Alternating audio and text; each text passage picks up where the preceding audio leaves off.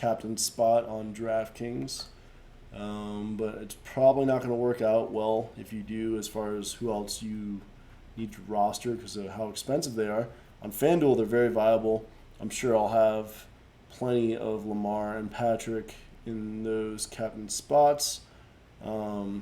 Vegas has Baltimore winning this game or leading for most of it.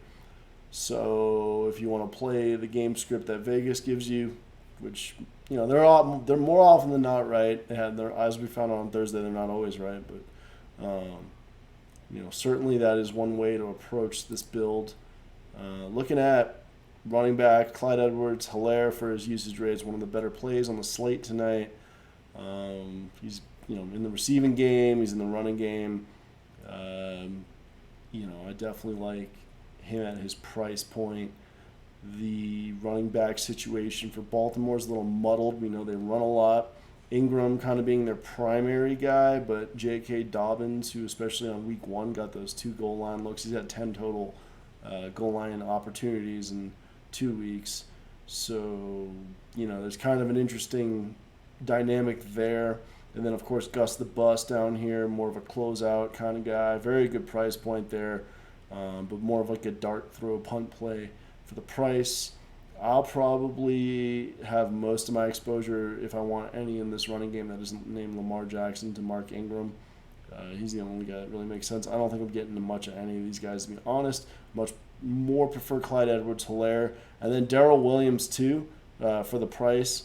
He will get at least a few touches here and there while Edwards-Helaire is resting. Edwards-Helaire had a lot of issues on that initial week 1 the goal line, so they might give Williams some more work there. Also, if anybody's been playing fantasy football this year, they know people are dropping left and right, so he is the primary backup to the Fresh Prince of Hilaire if he does, in fact, hurt himself in this game, which is becoming more and more of a reality, much to the chagrin of all of us fantasy football people. At wide receiver, this is where you're going to have to differentiate a little. Obviously, Tyreek Hill being the deep threat. Both these teams are built kind of similarly. They move the chains a lot through their running game and then their deep threat and then their tight end, right? So I like Hill more than Marquise Brown, although he is a little spendier. He's just involved more. Marquise Brown's had 4 targets over 20 yards this year so far. He's average, I think, depth of target that he's receiving is about 15 or so. Definitely a home run option, but if, in fact, Baltimore's playing from ahead, he'll only get what he gets target-wise, and at that price point, he really needs to find the end zone for him to be viable.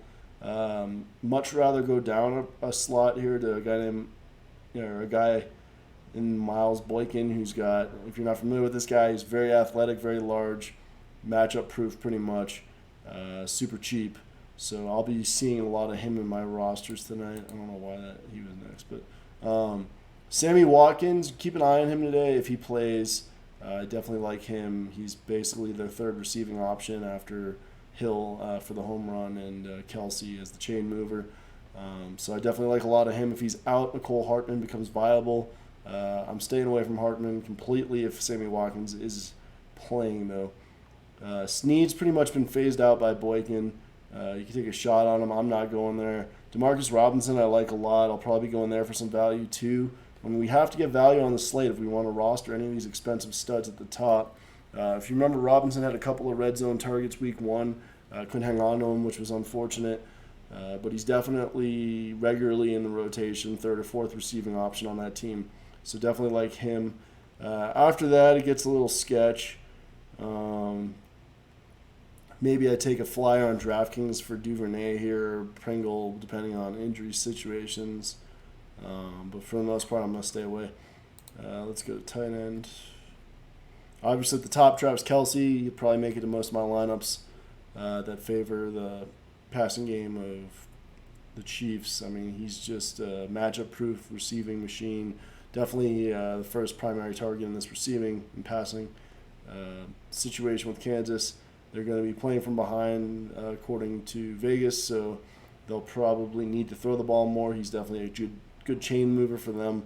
Underneath him, Mark Andrews, number 1 in red zone targets for all tight ends this year so far. He's hauled in a couple, I think, but he's had quite a few. Definitely, probably more likely to go with him than Hollywood Brown if I'm stacking with Lamar for my higher end. Down here too, I would probably look at somebody like, I guess it would have to be Nick Boyle. Um, we'll see. We'll see what happens, but do remember that the Baltimore Ravens run 12 personnel pretty regularly. So two tight ends. This dude does run routes. 73% of the snaps. So he might sneak in the end zone. There's always that guy, that cheap guy, that everyone's like, what the hell? It's always a fullback or a tight end 2 or wide receiver 4 on a showdown slate that gets the touchdown that breaks the slate. So I might have some exposure to him. Let's see. I have no interest in kickers whatsoever. This is too high a scoring game. I know a lot of people that say, well, but I think kickers, high score, kickers going to get more. It's very true that kickers do produce more in a higher scoring total. Problem is that in a higher scoring game, the position players tend to then have higher floors, making the kickers less viable. So I'm not going to play them. Not going to play the defense either in this game. I mean, if I were doing 20 max or 150 max, which I'm not for this game, but if I were, I would stack some Chiefs defense with McCole Hartman. That would be the only thing I would do maybe. A game script where the Chiefs essentially return one with Hartman, that maybe then that becomes a viable stack, but really have no interest there. It's really just going to be about how do you fit the studs in. And realistically, you're not going to be able to play all of these guys, so you're going to have to take a stand, and kind of make a lineup according to how you think the game's going to flow. Let's try to make a few real quick here. On DraftKings, it's a little easier because of those cheapo guys to get value, those $400 to $800 guys. But all right, so immediately based on my player pool, it's popping out. Yuck. Yeah, no. But you see, like the sacrifices you have to take here in order just to roster these 3 studs and this guy. So let's not do that. Let's go with like a. This is for DraftKings. Let's go with a Boykin here and captain for some savings. Let's get rid of Brown and let's get Kelsey in there. And then let's get rid of Hartman. Yuck. Let's get Andrews if we're going to have Lamar. So there's his targets share. And what do we got left? We got to get rid of Buckner. Hilaire's not a bad play. We could leave him in there maybe. And then go with like a Sammy Watt. Okay, there's a pretty solid tournament lineup right there. You're leaving a good amount on the table. You've got a lower owned captain. That would work. Game script is saying essentially shootout, right? Let's go to FanDuel.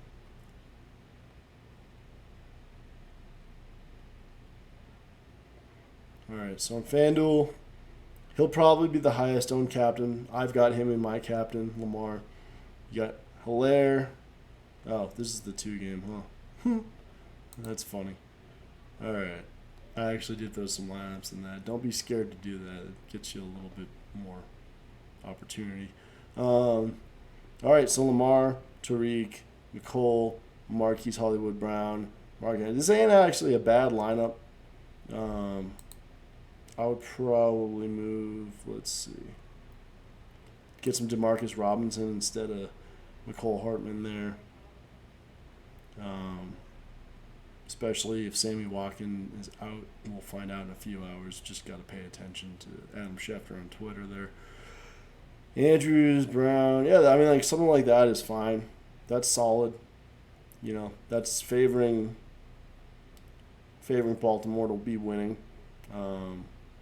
So, yeah, good luck tonight, everybody. I hope that helps, and we'll see you next time.